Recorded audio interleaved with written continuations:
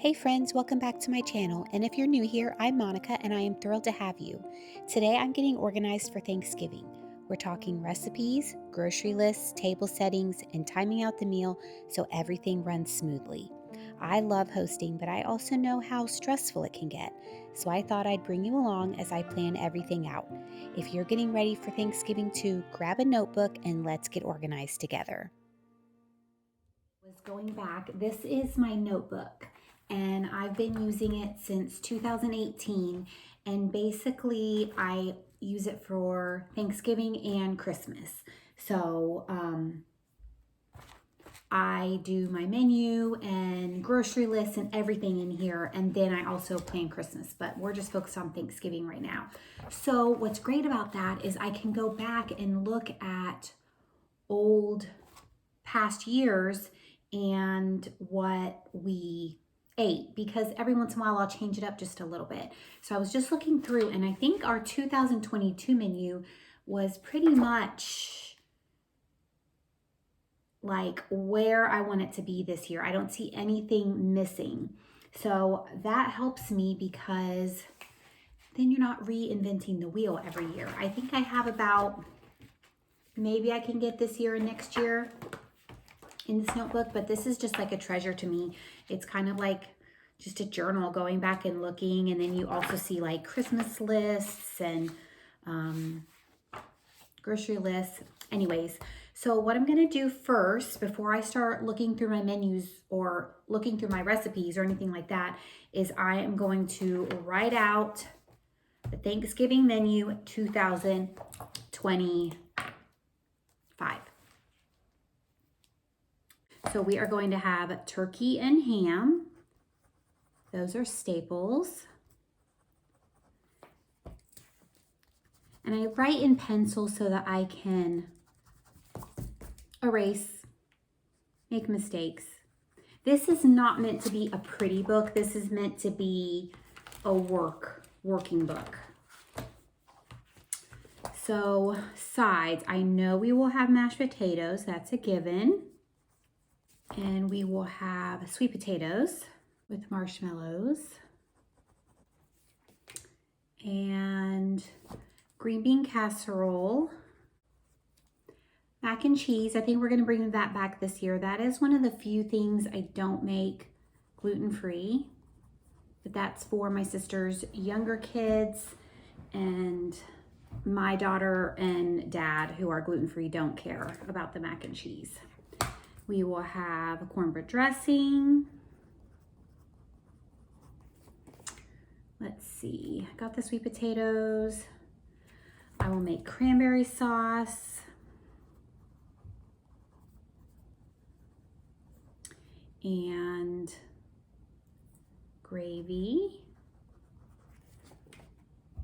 Deviled eggs, cannot forget the deviled eggs. And we will have some sort of bread, which I have to figure out. I think I'm making bread in the bread maker this year. And so that is like the main meal. Turkey, ham, mashed potatoes, sweet potatoes, green bean casserole, mac and cheese, dressing, cranberry sauce, gravy, deviled eggs, and bread. And then for dessert, we always have too much dessert for the amount of people we have. We have 11 people, and 6 of them are kids, so they love dessert. We will have pumpkin pie, chocolate pie, banana pudding, and I'm gonna do a new recipe this year, which is a knockoff, a homemade version of Nothing But Cake. I saw a woman on Instagram make one. I'm like, I can do that. So I think I'm gonna do chocolate. That's what seems to be what people want. So that gives me my menu. I'm not gonna worry about any of the other meals when my family's here yet or stuff like that. I'm just gonna focus on my Thanksgiving menu. So now that I have that written out, I need to go through and make sure I can locate all of my recipes. because during the year, they all live just in my big recipe binder, because some of them I cook other times, like the mac and cheese, the mashed potatoes, you know, those aren't just for holidays. So at Thanksgiving, I like to move them all into a smaller binder. That way I have an easy way of keeping track of them. So I went through and I pulled out what I could easily find, but I do think I'm missing some. So let's just go through the menu and see what I've got. So turkey, that's my husband's deal, but he makes the turkey, he smokes it, he brines it. We do have a brining recipe. So I have that printed out, and that's just some notes of his, so that is good. The ham, I have a recipe for a glaze that I sometimes use, so that takes care of that. And then my mashed potatoes I have here. I also just posted a recipe video so you can see how I make my mashed potatoes. They are wonderful, they are delicious, everybody always requests them. And my in-laws want me to bring them every year to Christmas. So if you're looking for a good mashed potato recipe, I highly recommend it. And it's in the Instapot, so you can't beat that. Sweet potatoes, I do not have a recipe for, because basically I just mash them with butter, brown sugar, you know, all those yummy warm spices, cinnamon, and then I top them with marshmallows and put them in the oven. So that I don't have a recipe for. That's just my memory. That's how my mom always made them, and I like to keep her memory alive with her recipes, because she always did such a wonderful job hosting, and now I, you know, took the torch when she passed away, and I am honored to do it, and I like to keep her memory alive, but also do some new stuff too. Okay, so the green bean casserole, I pretty much use the recipe off the, what do you call it? The French onion. Well, I don't actually use the French onions. I use a gluten-free one, but you know, I use the classic green bean casserole recipe. Mac and cheese, got that. And then my cornbread dressing, I have a recipe here that I love, and I've got that ready to go. Cranberry sauce. I need to look, oh, here it is. Got my cranberry sauce recipe. Gravy, I am using store-bought. I love the Kevin's gravy. I'm not making homemade gravy. Really, my mom always made giblet gravy, and my dad was the only one that ate it. I've moved on. I use a turkey gravy. The Kevin's brand, you can get like a 2-pack of it at Costco. It's really delicious. If you do not want to make gravy, I mean, I have to cut corners somewhere because I'm the only one. I cook the entire meal besides the turkey. So, got to cut a few corners. So the gravy's store-bought. Bread, I think I'm gonna use a gluten-free bread mix in my bread maker, which I need to order. So these are kind of things that you have your notebook for, because I can make myself a note that I need to order my bread mix, because it's November 8th and I wanna make sure it gets here on time. So I need to get that ordered. And then the deviled eggs. Deviled eggs recipe is in a special place. Let me go get it. This is my mom's old, ancient, no binding, no cover, no back, destroyed Betty Crocker cookbook. And she always used the deviled egg recipe from in here. So I always like to have this cookbook out during the holidays, just because it makes me feel closer to her. So I will keep that out. And then for desserts, pumpkin pie, I use the recipe off the back of the canned pumpkin. Chocolate pie, I've got my chocolate pie recipe. Banana pudding, I've got that. And then my nothing but cake, I still need to print out. So I am going to make myself a note that I need to order bread mix, and I need to print bundt cake recipe.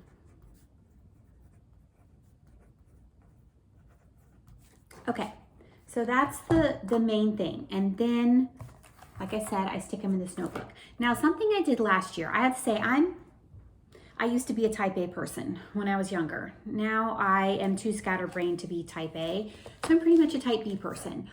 But last year, my husband, who is type A, he was like, why don't you make a notch for everything you use? So it's like, well, just for example, like how much brown sugar do I actually need for all the recipes? So I don't know. I just, buy what I think I need. So he's like, why don't you keep track? So I did tally marks. So it turns out that last year I used a total of 6 cups of brown sugar. So every time I would make something, I would just kind of do a little tally mark. So at the end I could look.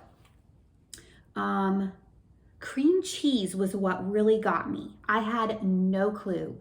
I ended up with all the recipes I made, I ended up using 34 ounces of cream cheese. So chances are I would not have bought enough cream cheese for all of this because I would not have thought that I needed that much. But the only thing, look, this is like not type A at all, not fancy. I could make a typed out list, thing like that, but I think I'm gonna do this. But I do think I'm going to repeat this again this year and then see how it compares. I used 7 cups of whipping cream, 7 cups of whole milk. So just kind of, I use 9 sticks of butter. Well, it says 9 cups. Like I said, I'm type B. This isn't perfect science, but it's definitely fun to look back on, even to see how much. Let's see. I used 5, 10, 15, 20, 23 eggs plus another 24. So 47 eggs. Went through a lot of eggs last year. So it's kind of good. It helps me with my grocery list. So what I'll do now is basically go through each recipe and write out my list. And I do my list right here in my notebook, just so this notebook goes everywhere with me this time of year, everywhere. It's always with me, and I can just go through and like I have a page for Harris Teeter, I have a page for Walmart because this time of year you have to go to different stores for different things. So I will write out my list, like to get as much as I can at Walmart just because it's cheaper. But I will I'll go through each recipe and be like, okay, I need this, I need the cranberries. So that is what I will do next. So I'll have my whole grocery lists made. Now, another thing that I have to do that you might not need to do, depending on how you're hosting, is I have to feed everybody before and I have to feed everybody after. My family comes, they're usually here by Tuesday night, and then they leave on Saturday. So I also need to go through and make a menu for the other days that they're here. So it's a pretty big grocery list, but I love it. I'm happy to do it. So anyways, I think I'm gonna put this, last year I put this in the front. I think just for now, since it's in a page protector, I am just going to put in all my recipes for now. And then over the next day or two, I will get the whole grocery list going. But at least I know all my recipes are in one spot. And if I needed to print a recipe out like I do for the bundt cake, I could totally do that and have everything in the same place. I also know that I'm going to be making Chex Mix and spicy pretzels for snacking while they're here, so I went ahead and pulled those out. It's just a way to have everything in one place, so I'm not digging around in this big, huge binder for specific recipes. So, recipes are done. Any cookbooks you need, kind of just keep all of this stuff together in one place. And that is how you organize your recipes. Another thing that I like to do to keep me organized and that I keep here in this notebook is a timeline. So I like to do the weekend before cleaning list, weekend before cooking list, anything that I'm gonna ask my husband to take care of, and then the week of. What do I need to do Monday, Tuesday, Wednesday? So just for example, in 2022 on Monday, I picked up last minute groceries. I made sugar cookies. On Tuesday, I baked my cornbread because I like to let it dry out for a couple days. I made cupcakes. And Wednesday, I went ahead and made my sweet potato mixture. I made all my pies, my cranberry sauce, which this year, you know, you can look back and see when you did stuff and see if you need to tweak that or not. Like, I will probably make my cranberry sauce even earlier than that because it can sit in the fridge for, I think, like a week. So I will go through and do my timeline, and that way I have an idea of what that week and a half is going to look like before the big day. So that's another thing that I like to do.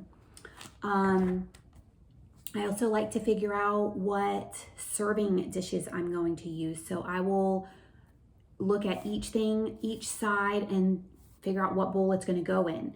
And then like a day or two before, if you have somewhere that you can like put these things that are out of the way, take a sticky note, write what's going in that. Mashed potatoes, stick that sticky note in that bowl and put it aside.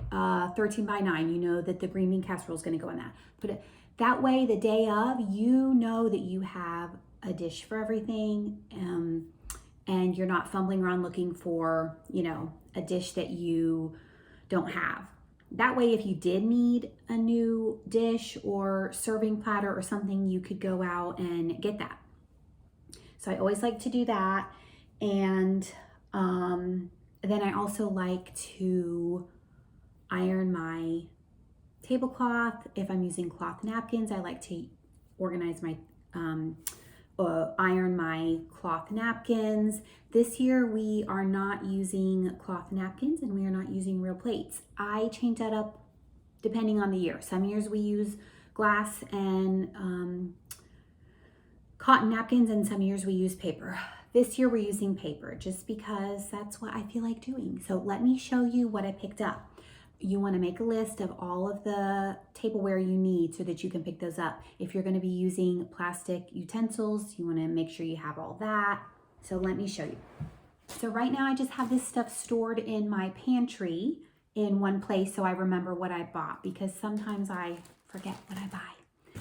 So the first thing I picked up was at Costco. I got this big pack, 75 pack of the platters, and they're like decorative.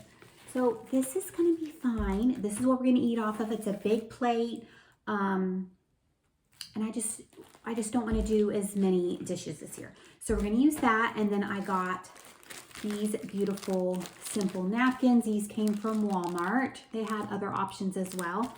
I thought these match my plates well. And then I got these little plates for desserts. So I feel like I have that under control. For tablecloth, I am using a cloth tablecloth for the main table. And then the kids' table, I picked up one of these from Walmart. It has like little activities. I'll put some crayons out there. I like to pick one of these up every year. And so this will go on the kids' table. For utensils, we will be using just our regular utensils. This would be a good time if you have a teenager that spoons disappear into their room. We have had that happen in the past, and they just, you know, the aliens come and take them away. You might be like, oh, I need to get some fresh utensils before Thanksgiving.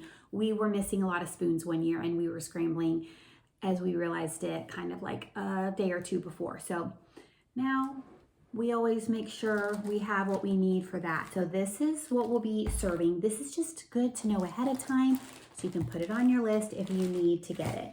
For table decor, I will pick up a bouquet or two of flowers and separate them into smaller little vases, and probably just put out some small little candles, and that will be it for decor.